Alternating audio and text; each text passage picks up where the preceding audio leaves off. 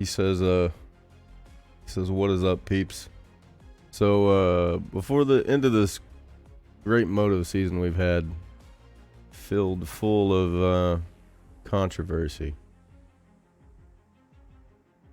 I'm not trying to go full-blown conspiracy here, but let's be honest. Why, due to heat, would you change the motos? What good is cutting 5 minutes off going to do?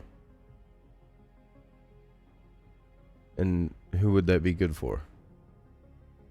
Maybe somebody's on the edge. Maybe somebody knows. Maybe somebody paid somebody some money. I don't know of any sport where you change the rules due to heat that we've had our entire existence here. That I've been here. It's not like we're going through unprecedented heat waves at the moment. And been to California, 105 in Cali is like 90 degrees where I live. Okay? These big boys will be fine. How about Davey? You just quit sticking a fork in the sport. Whoever's making the decisions. It's been a horrible year as far as coverage goes, but through all the disasters, man, I found some of you guys.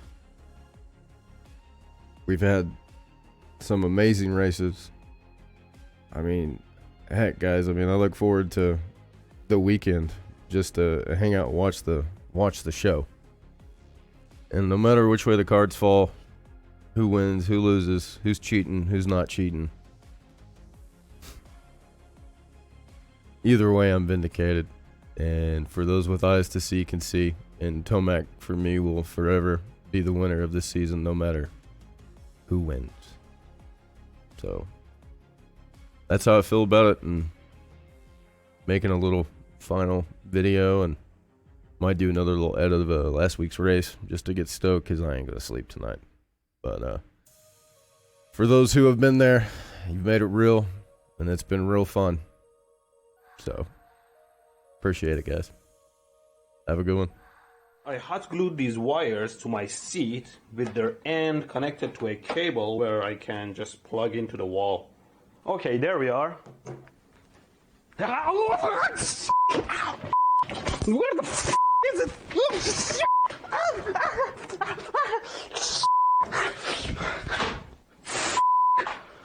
The whole seat is melted. Oh, If you go back to the conversation we had about the teeter-totter, the body can only absorb and handle so much stress. And even like it can only absorb so much food. It can only absorb so much water. Well, but that's why you end up going to a PED program, because if you've only got 5 days to recover before next weekend's race, you're going to have to go to recovery. Yeah. That's where HGH comes in.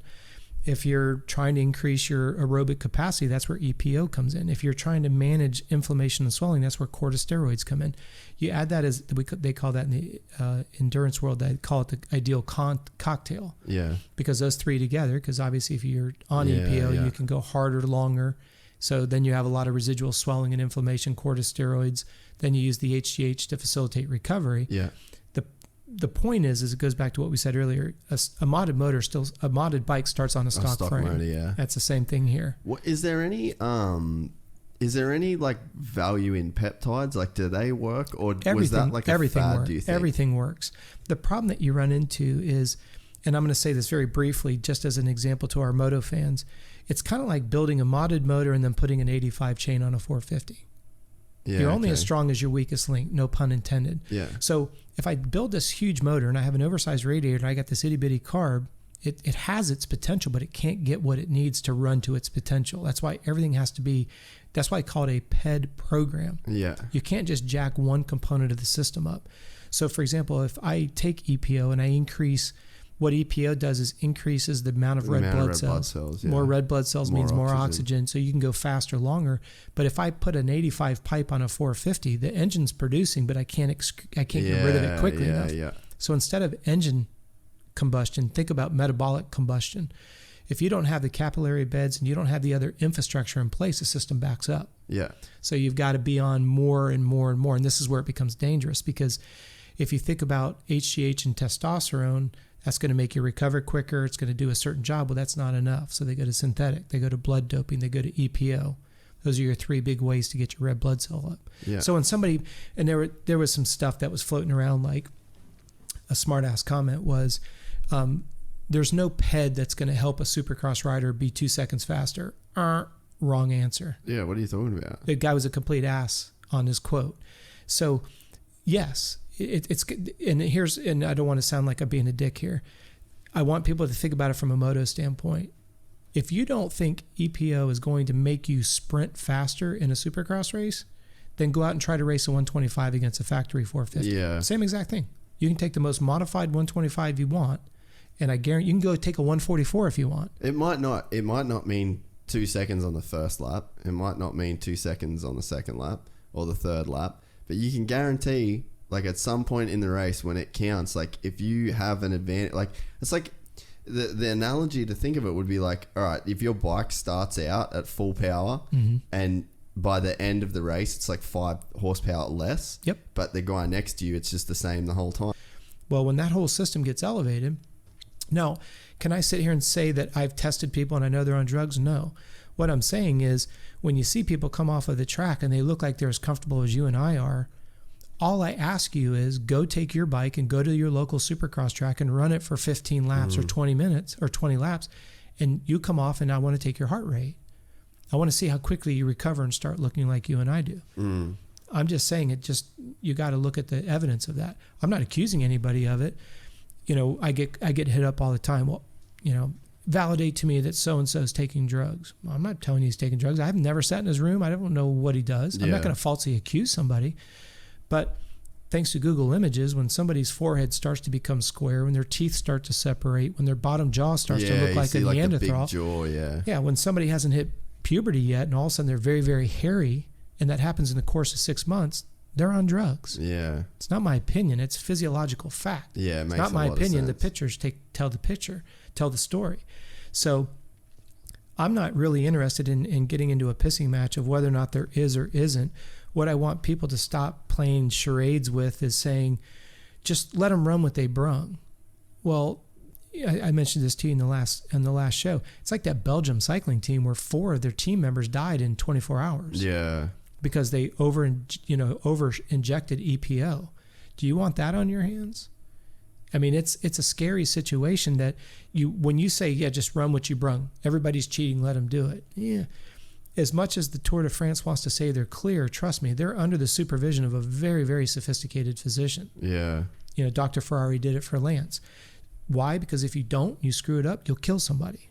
What people have to understand with drug testing is, we talked about this in the last show. If you look at Icarus, there's a lot of semantical games going on. Are we testing? Yeah, we're testing. Yeah. You didn't ask me if we were evaluating the blood test. You asked me if we were testing. It's like a package, right? Like, you can go to WADA. You've got to pay them. They're not doing drug testing because they are like, they're not a charity that's like going to sports being like, we want to keep sport clean. Yeah. They're a business. Yep. And they're going, this is our level. You get this level. This is the starter kit, and we can test for testosterone and human growth hormone and fucking whatever, whatever you want to go. Then we go with the B plan, and then we go with here, and this is where the EPO stuff lives. This is pretty expensive. It's $16,000 every time you want to test for EPO. Then we've got the Olympic thing, which means you're just going to have to pay us a couple $1 million a year. So Davey from MX Sports or the AMA, like, say the EPO, and this is all hypothetical numbers, but the EPO thing is like $16,000 to test for. So it's like you've got the top 5 guys. So you want to test the top 5 guys for EPO on any given podium. And it's like, what? You're looking at $70,000 to test the top 5 dudes just for one drug that they may or may not be doing. Yeah. So it's like, I don't know, man. Like, it's like, do you know what they're testing for? Like, do you know how the protocol sort of works? Well, I don't want to sit and lie and say that I saw the paperwork and this is what they're doing, but I do know that you can go on right now. You can go on USADA's website, and it allows you to put in motocross, and it allows you to put in the year, and it allows you to look up any rider by name. Really? And you can go in there and see what riders were tested. Can it see what they were tested for? No, and that's where you get into semantical games. And so is testing means sampled? Mm-hmm. So they've samples were taken. But does that mean those samples were tested? That's the $1 million question that Icarus has exposed to all drug testing whatsoever. Because if you're a promoter, it's easy to say we drug test. Yeah. It's a different story to say we drug test and we evaluated the samples. But where a promoter's hands are tied is for HIPAA laws, they can't say what they tested because that's private information. Yeah. Then you get into the subject of TUEs, therapeutic use exemptions. Yeah. A lot of people believe that for my glaucoma. Pardon me? For my glaucoma. Yeah, exactly. So there's a lot of discussion points that if you filed a legitimate TUE, that should be public knowledge as to why you were taking it. That's what took out Cade Clasom, and that's what took out James with Adderall, for example, was the TUEs. So this is where you get into, again, another little gray zone of why wouldn't that be public knowledge? Then you get into the idea, Cade Clasom got tested. He tested positive for Adderall, as did James. They both assumed that their TUE was going to be sufficient. Whatever reason it wasn't sufficient, whether it wasn't filed properly or there's all kinds of scuttlebutt as to what the catalyst was behind that. But what I find interesting is Adderall increases the attention span. That's what's very popular on the PGA. Have you ever done Adderall? No. Crazy fucking drug. Yeah, I've never. That is a crazy drug. Yeah. People need to stay clear of that drug. Look what happened with gymnastics. When it became an absolute debacle, first thing that happened is government funding was gone. Yeah. So their biggest concern is don't want to lose funding. Yeah. So if you're an organizing body of gymnastics, you don't want a bunch of black eyes. Look at how many times swimmers have gotten popped. Very little. Yeah. But yet you're going to tell me that the world records continue to fall every 4 years like clockwork because of coincidental perfect periodization? Yeah. I tell you, as a coach, that is so hard to nail. Yeah. A 4-year periodization every year, every time a cycle comes around. And when you look at the dropping of the world records are happening in prelims, where historically it used to be the person would peak right up to the main event. Yeah. You got world records falling in prelims. Yeah. And you've got 6 or 7. Think about the mathematical, statistical possibilities of that. This is where you get into half-life of drug testing, because if you're afraid you're going to fail an added competition test, you don't take your drugs until 9 o'clock at night. The half-life is it's undetectable after 7 a.m. and they can't test you until 8 a.m. That's the whole idea behind a half-life. So if you know the half-life of the drug, you can take it at night and pass the first test in the morning. Yeah. Then when you get into you didn't show up or didn't make yourself available when they showed up at your door, it's usually 8 to 10 months before they'll come back again. Yeah. They don't go down to the local Holiday Inn and then come back the next morning and try you again. They usually skip town.